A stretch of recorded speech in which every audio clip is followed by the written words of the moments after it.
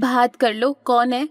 गौतम ने अगले ही पल उस कॉल को उठा लिया। हेलो, कौन? हेलो मिस्टर राठौड़, मैंने आपको लंच पर इनवाइट करने के लिए कॉल किया है। सामने से किसी लड़की ने जवाब दिया। गौतम मिस्टर राठौड़ शब्द सुनकर एक पल के लिए सकपका गया। मुझे? कौन बोल रहा है? वो सब आपको यहाँ आकर पता लग जाएगा।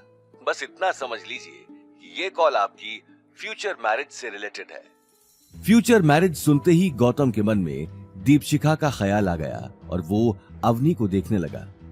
अवनी के सामने गौतम दीपशिखा का जिक्र नहीं कर सकता था। कहाँ आना है मुझे? होटल उम्मीद भवन, 2 बजे। ठीक है, मैं पहुंच जाऊंगा। गौतम ने अगले ही पल कॉल काट दिया और घड़ी में टाइम देखने लगा। 12:30 बज चुके थे। अवनी, मुझे एक जरूरी काम है, मैं तुम्हें सीधे घर पर ही मिलूंगा। वहीं अवनी अपने सामने रखी फाइल्स चेक करने में बिजी हो चुकी थी। उसने गौतम की बात सुनते ही जवाब दिया। ओके, मैं भी काम कर लेती हूँ। गौतम अगले ही पल अवतार से निकलकर ऑटो का वेट करने लगा। अचानक शादी की बात सुनकर उसका दिल जोरों से धक धक कर रहा था। कुछ ही देर में वो ऑटो से उम्मीद भवन जाने के लिए निकल गया। उम्मीद भवन जोधपुर का सबसे महंगा होटल था, जहां बड़े बड़े बिजनेसमैन और सेलिब्रिटीज की मीटिंग्स होती थी। उम्मीद भवन अपने नाम की ही तरह किसी राजा महाराजा का महल दिखाई देता था, जिसकी लाइट से आसपास का इलाका जगमगा उठता था। उम्मीद भवन के अंदर आते ही गौतम अपने आसपास देखने लगा। तभी उसकी नजर सामने बैठी एक ब्यूटीफुल लड़की पर चली गई। याशी, तुम यहाँ? गौतम के ठीक सामने याशी बैठी थी। याशी ने सरप्राइज होकर कहा, ओह, तो तुम मुझे जानते हो?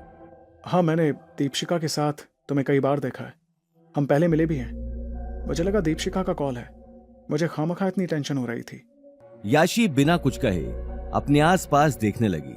उसने अगले ही पल गौतम को चेयर पर बैठने का इशारा कर दिया। आखिर तुमने मुझे यहाँ क्यों बुलाया है? याशी ने कॉन्फिडेंस से कहा, मैंने तुम्हें फोन पर बताया था कि 1 साल बाद तुम्हारी शादी है। मुझे उसी के बारे में बात करनी है। बोलो। याशी समझाते हुए बोली, देखो गौतम, मुझे किसी ने यहां आने को नहीं कहा। यहां आने का और तुमसे मिलने का आइडिया मेरा ही है। इस बात का दीपशिखा को भी कोई आइडिया नहीं है।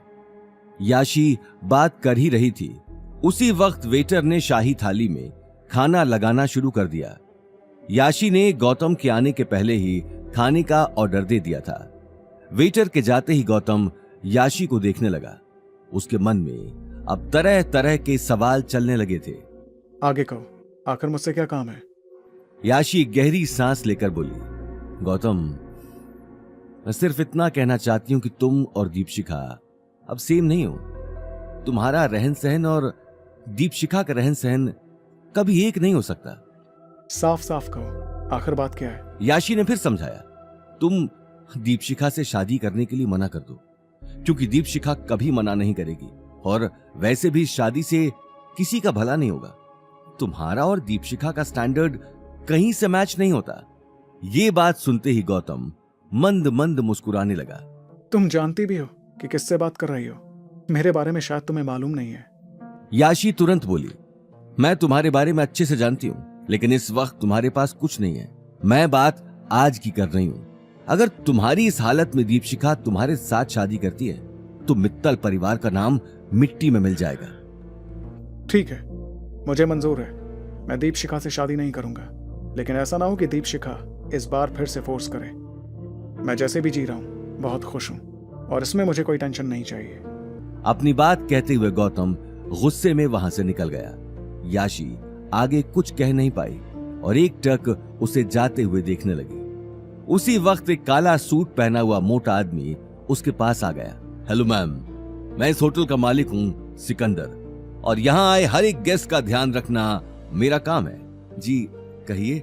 मैम, मैं बहुत देर से आपके साथ बैठे आदमी को देख रहा था, कहीं वो आपको परेशान तो नहीं कर रहा था क्या?